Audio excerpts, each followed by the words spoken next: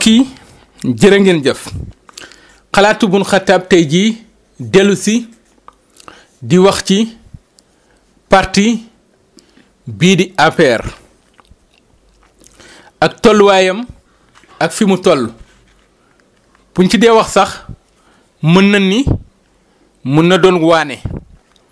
mën na doon mbiru parti bi waaye bu dee parti boo xam ne dafa jiite réew mi coowam day doon coowu réew mi kon bu kenn ne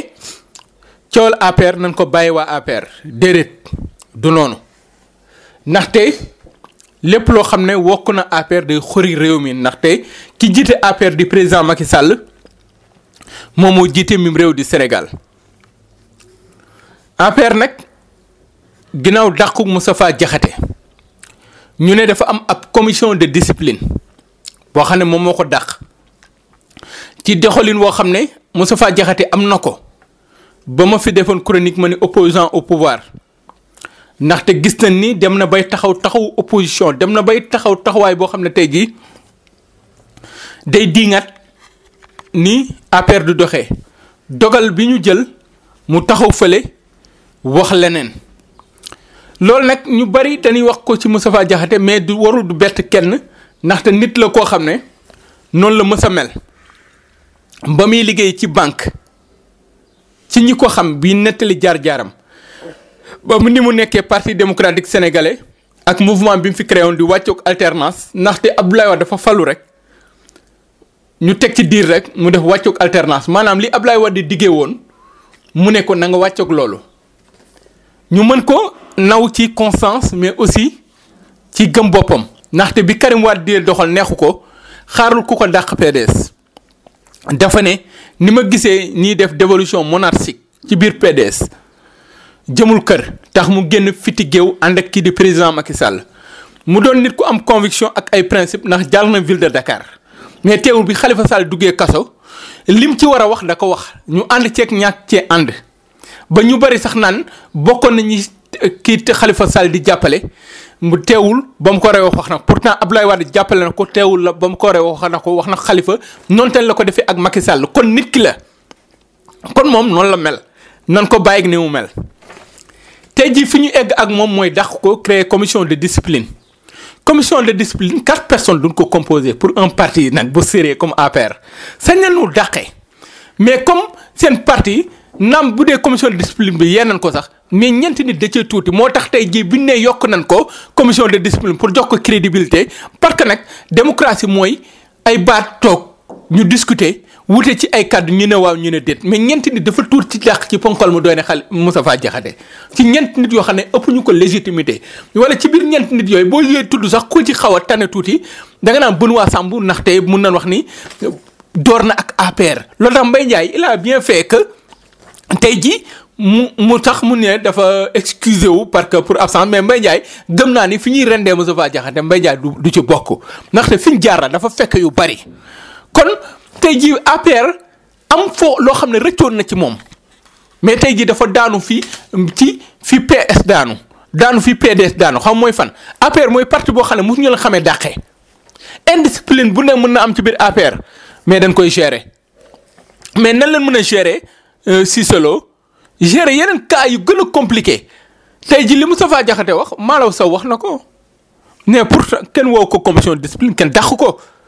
kon dàqoon Moustapha Diakhaté pour man du woon solution mais débat bi dafa war a nekk en interne mu nekk une démocratie interne ci biir parti bi ne même bu li muy wax bu neexul waa parti bi mais ni ñu woowee Cissé Lo mais ñu woowee ko moom déglu ko d'abord nit ki balaa nga koy dàq da nga koy déglu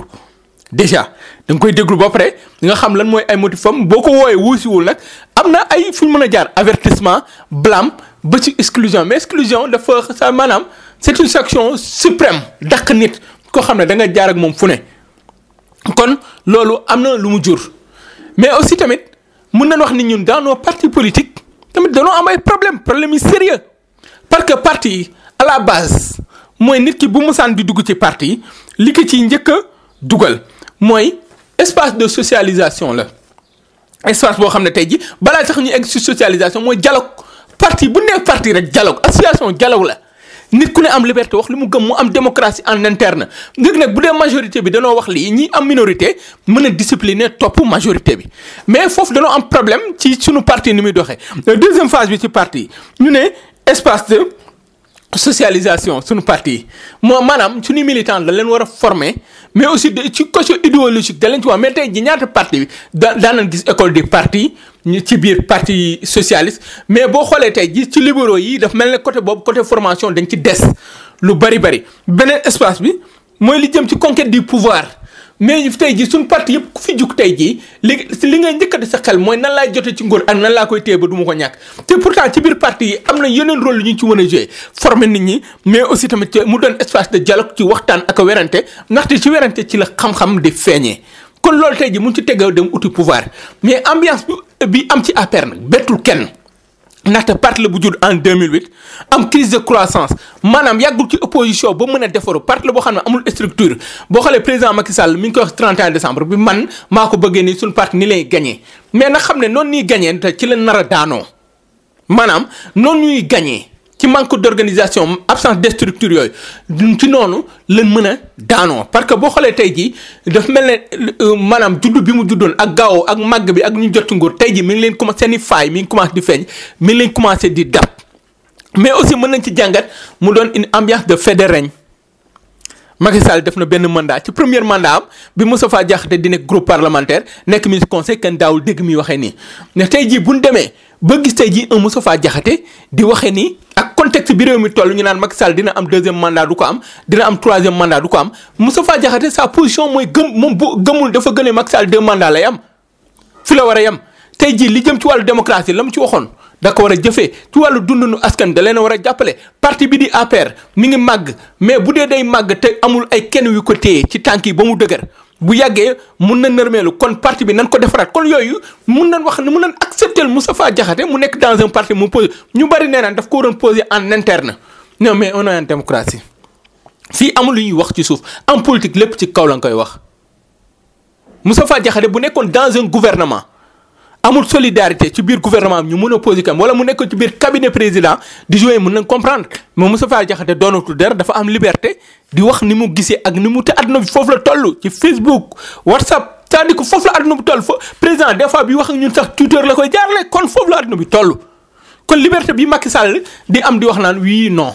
wala mi joxe xalaatam ci lu bari kon liberté boobu na ko may ñeneen ñi mais contexte bi pour man fin de règne la Macky Sall Moustapha Diakhaté dafa gëm ni laajatul dara te APR Macky Sall waajalul ginnaawam pour ëllëg est-ce que amul ku nekk ci ginnaaw Moustapha Diakhaté parce que Moustapha Diakhaté tey jii man koo taxaw sunu APR pour la refondation de l'alliance alliance boobu bu kenn jàpp ni benn nit ki moo taxaw di def ay fête non pour man am na ku ko préparé Moustapha Diakhaté xaruwul ak fi réew mi toll tey sur le plan social ci wàllu koom gi ci wàllu courant ci wàllu yu bëree bëri tey ji ba ci wàllu kaaraange tey ji bu ñu xoolee réew mi ak fi mu toll ambiance de fait de règne la mooy ab nguur bu ne cët taxaw ñëpp dañ koy wër mais bu dee daanu garab yëpp dañuy ruus Moustapha Diakhaté moo njëkk a daanu mais ñeneen dinañ daanu ànd ak nguur gi mbokk yi mu doonan xalaatu bun xattaab sur la teranga point info ba beneen yoon incha allah.